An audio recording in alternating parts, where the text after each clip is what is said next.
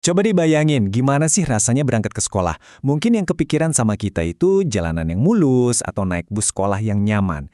Nah, hari ini kita bakal lihat cerita yang sama sekali beda. Sebuah perjalanan menuntut ilmu dari tengah lautan yang jadi jalan utama buat ribuan anak di wilayah kepulauan. Yap, bener banget. Buat jutaan anak di daerah kepulauan, bel sekolah itu baru bisa mereka dengar setelah mereka menyeberangi lautan. Bukan naik bis, tapi ya itu, pakai perahu-perahu kecil yang setiap hari jadi andalan mereka.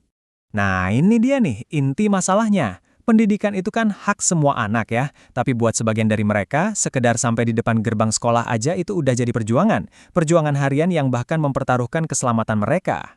Konstitusi kita memang sudah menjamin hak ini. Keren. Tapi, ada jurang yang lebar banget antara janji di atas kertas sama kenyataan di lapangan. Di mana geografi, kondisi alam, jadi penghalang utamanya. 30-60 menit. Itu loh, waktu yang dihabiskan anak-anak ini di atas perahu sekali jalan setiap harinya.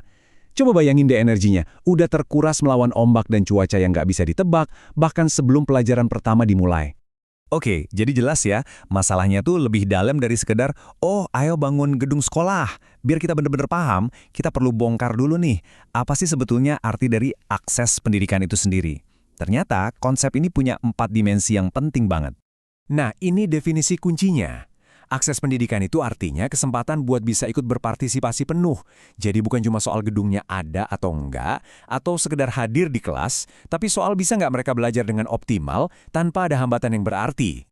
Masalah akses ini bisa kita pecah jadi 4 bagian utama. Pertama jelas, geografis, tantangannya ya jarak dan transportasi. Kedua, infrastruktur.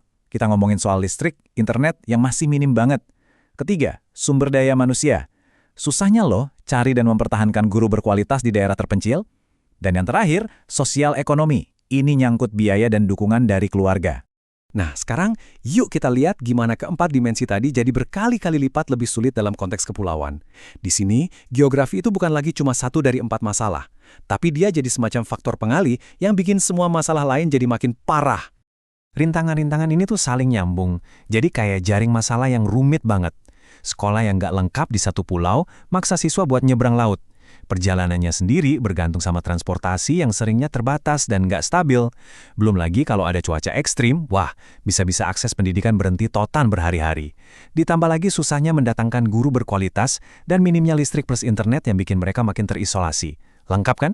Terus apa dong akibatnya dari semua rintangan ini? Dampaknya itu nggak berhenti di kesulitan harian aja, tapi jadi kayak efek domino yang merugikan banget buat perkembangan siswa dan komunitas mereka dalam jangka panjang. Hasilnya, ia jadi lingkaran setan. Perjalanan yang susah dan bahaya bikin tingkat kehadiran siswa jadi anjlok. Fasilitas yang seadanya bikin ada kesenjangan kualitas yang jauh banget sama sekolah di kota. Ujung-ujungnya, semua ini bikin motivasi belajar siswa turun dan makin menjauhkan mereka dari akses ke dunia digital. Coba deh lihat perbandingan ini. Kelihatan banget kan gapnya? Di satu sisi, ada sekolah dengan sumber daya melimpah, akses gampang. Di sisi lain ada sekolah di mana guru dan siswanya harus berjuang setiap hari dengan segala keterbatasan. Nah, inilah yang kita sebut kesenjangan kualitas pendidikan. Tapi, di tengah semua tantangan ini, selalu ada harapan. Oke, sekarang kita geser fokusnya ya, dari masalah ke solusi. Dan solusinya itu seringkali dimulai dari orang yang paling dekat dengan siswa, yaitu guru.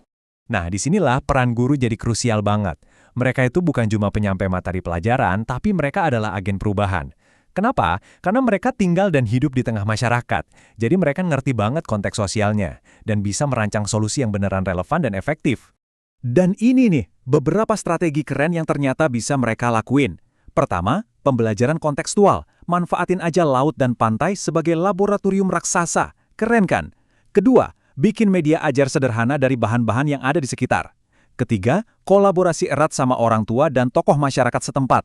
Dan keempat, pakai model pembelajaran yang fleksibel, yang bisa diadaptasi kalau cuaca lagi nggak bagus atau ada kendala lain. Kisah dari teman-teman kita di wilayah kepulauan ini sebenarnya ngasih kita semua sebuah pelajaran yang universal banget loh dalam dunia pendidikan.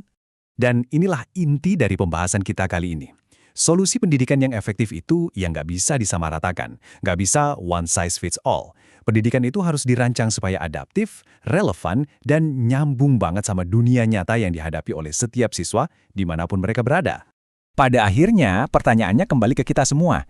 Setelah kita lihat perjuangan dan kreativitas yang luar biasa ini, apa sih langkah nyata yang bisa kita dukung atau kita lakukan untuk memastikan setiap anak, dimanapun mereka berada, benar-benar mendapatkan haknya untuk meraih masa depan yang lebih cerah lewat pendidikan?